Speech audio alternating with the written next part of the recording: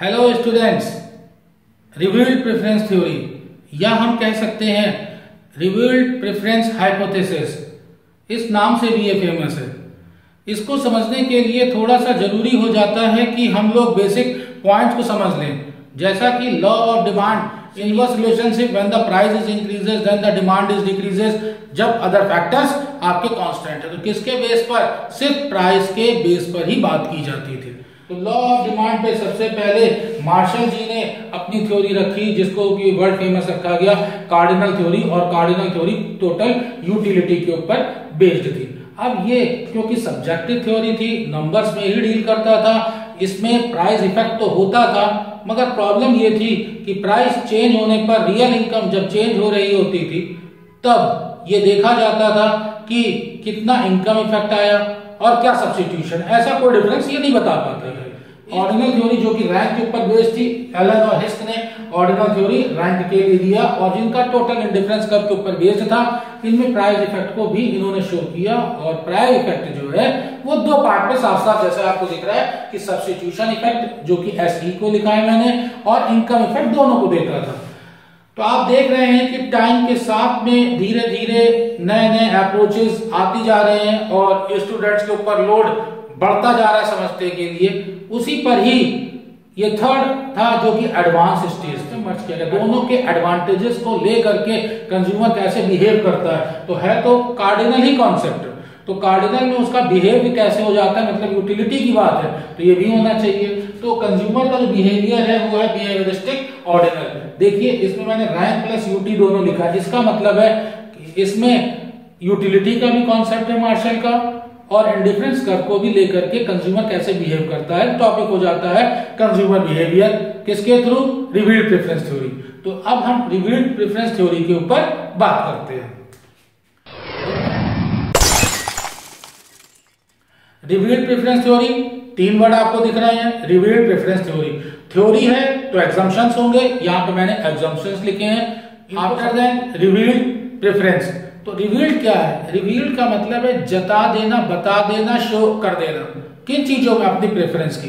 तो अब जितनी भी प्रेफरेंसेस है, मान लीजिए ये सब प्रेफरेंसेस हैं, तो इन सब प्रेफरेंसेस में ऑप्शन अवेलेबल है, जिसको भी आप बता देते हो कि हमने इसको चूज कर लिया, यही है आपके लिए रिवील्ड। तो रिवील्ड डिक्शनरी मीनिंग कह रहा है कि शो कर दिया गया क्या, जो प्रेफरेंसेस थे।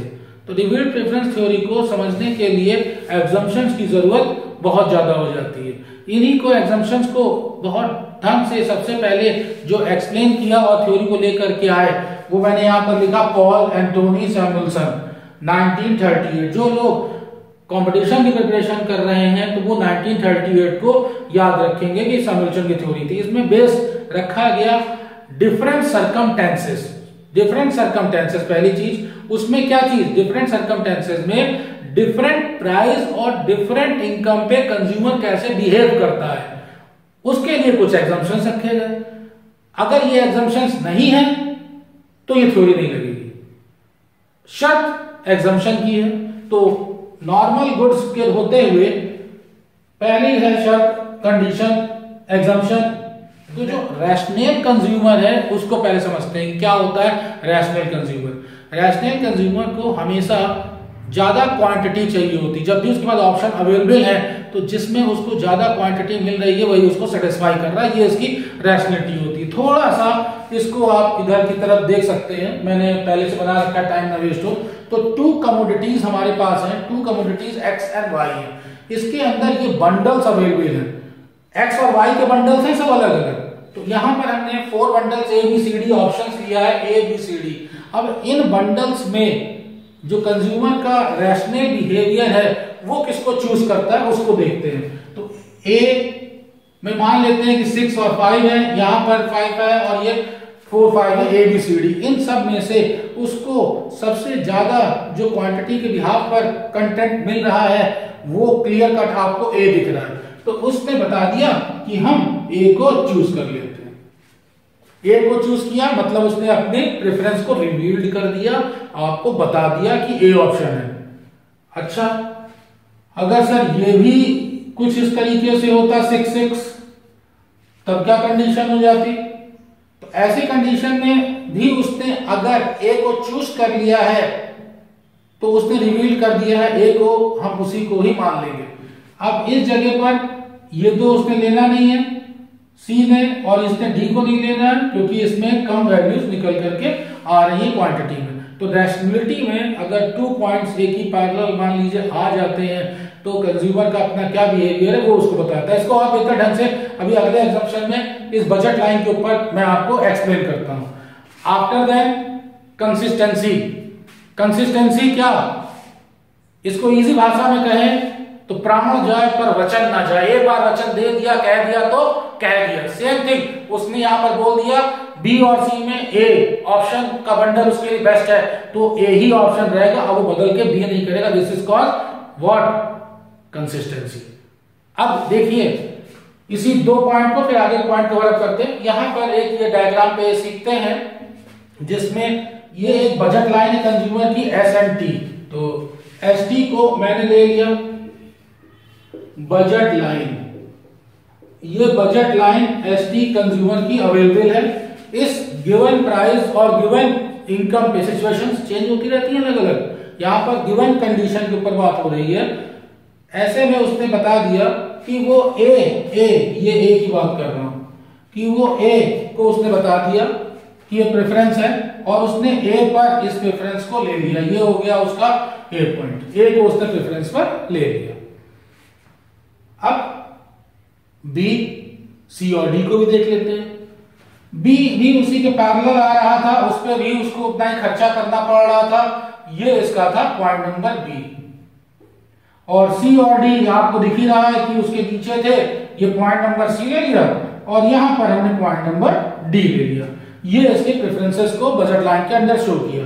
तो इस बजट लाइन पे अगर ड्रॉ करें तो इस गिवन प्राइस पर इस कमोडिटी पे कंज्यूमर हमारा स्टैंड कर रहा है और उसने अपनी प्रेफरेंस को शो कर दिया है।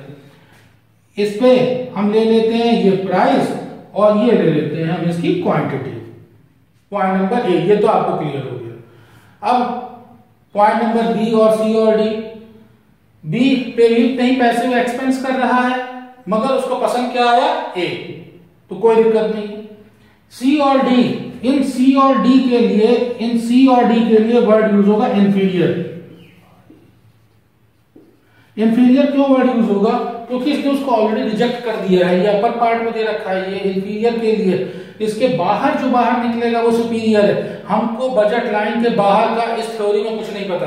बजट लाइन के बाहर सुपीरियर है जो कि उसकी कैपेसिटी से बाहर है, उसके बंडल से बाहर है, वो उसके पास पैसे ही नहीं उतना परचेज कर रहे। तो जो भी उसके पास पैसे हैं उसमें जो परचेज करता है वो बजट लाइन शो करता है, हमें इसके अंदर रह करके ही देखना होता है। तो इस बजट लाइन में सी और डी तो उसके इंफीरियर है, इसको उसने रिजेक्ट कर दिया। भले ही वो सस्ते मिल रहे हैं मगर उसको पसंद ये है तो है। अब ऐसी कंडीशन में आते हैं हम लोग सी ट्रांस पे ऊपर, सी है ट्रांसिविटी। अब ट्रांसिविटी देखिए क्या कहता है। ट्रांसिविटी के लिए इसको समझने के लिए देखिए, अभी आपने ये देखा कि ए बड़ा है हो गया उसकी प्रेफरेंस के हिसाब से बी से, अब बी है सी से बड़ा, सी किससे बड़ा है, डी से बड़ा। तो ऐसी हालत में हम डायरेक्टली अगर बात करें तो यहां पर ये बात करी जाएगी कि ए डी से बिग है और ए और डी के कंपैरिजन में वो ए को ही चूज करेगा, जैसा कि साफ आपको सी और डी और ए के बीच में दिख रहा है। ऐसे ही अगर ए और सी में बात करें तो ए को ही चूज करेगा। इसका मतलब है कि ऐसी कंडीशन अगर पता चल जाती है तो कोई जरूरत नहीं अलग से बताने की, ट्रांसिविटी ऑटोमेटिकली ए जो है बी सी डी से बिग ही है और सुपीरियर कंडीशन में जो है इंफीरियर को उसने यहाँ पर मना कर दिया। तो 3 हम लोगों ने एग्जाम्पशन यहाँ पे कवर अप किए जो कि बहुत ही इंपॉर्टेंट है। नंबर 1 रैशनल, उसका बिहेवियर, कंसिस्टेंसी और ट्रांसिविटी। 4 पे आते हैं ऑक्सियम, ऑक्सियम ऑफ रिवील्ड प्रेफरेंस।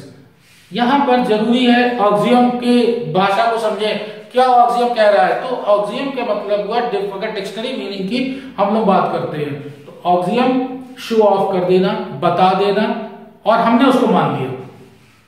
हो सकता है कि वो गलत हो या सही हो, उसकी बात नहीं कर रहे हैं। कंज्यूमर बिहेवियर के पॉइंट पे इकोनॉमिक्स के थ्रू कंज्यूमर ने हमको बता दिया कि मतलब रिवील कर दिया कि ए पॉइंट उसके लिए बेस्ट है, उसने ए ऑप्शन को चूज कर लिया। अब क्वेश्चन यहाँ ये उठता है, अरे सर हो सकता है कि यूटिलिटी बी में ज्यादा हो रही हो, या कितनी यूटिलिटी ए में है और इतनी यूटिलिटी क्यों है, इन सब क्वेश्चन में हमको नहीं पढ़ना है। ये सब साइकोलॉजी का काम है, साइकोलॉजिस्ट जाने, और उनका टॉपिक है। हम लोग इकोनॉमिक्स वाले हैं, इकोनॉमिक्स में इसने हमको बता दिया, कंज्यूमर मतलब बता दिया कि ए उसकी प्रेफरेंस है, उसने रिवील कर दी, अब हमने ये मान लिया, तो एग्जाम यही कहता है कि हमने उसको अडॉप्ट कर लिया। तो जब अडॉप्ट कर रहे हैं तो इसमें स्ट्रॉन्ग, वीक और जनरल निकल करके आता है। क्या है स्ट्रॉन्ग, क्या है वीक, इसको ध्यान से थोड़ा सा देखिएगा, बहुत ही आसान सा है। अगर हम स्ट्रॉन्ग ऑक्सीजन की बात करते हैं तो इस पॉइंट पे अगर हम देखें ए, सी और डी, तो एकदम क्लियर है। अगर मैं यहां से पूछूं, बहुत ही आसान है, अगर मैं पूछूं ए और डी, इसमें से वो किसको चूज करेगा? सर ये तो साफ दिख रहा है कि वो ए को चूज करेगा। तो बहुत ही आसान उसको बताना है कंज्यूमर को, और हमें समझना है ये है स्ट्रॉन्ग ऑक्सीजन। एक बार फिर ट्राई कर लेते हैं, ए और सी में किसको चूज करेगा? वो ए को चूज करेगा। बहुत ही स्ट्रॉन्ग है क्योंकि इंफीरियर है, उसको डायरेक्टली रिजेक्ट कर दिया ऑप्शन को, तो इसको बोलते हैं स्ट्रॉन्ग ऑक्सीजन। अब आते हैं वीक पर। वीक क्यों है? क्योंकि बताना और समझना थोड़ा सा टिपिकल हो जा रहा है। वीक इसलिए क्योंकि ये ए वर्सेस बी की बात कर रहा है। ए वर्सेस बी, जैसा कि आपको यहाँ पे भी देखा कि सब एक जैसा ही है, बजट लाइन पे भी दोनों एक ही पे स्टैंड कर रहे हैं।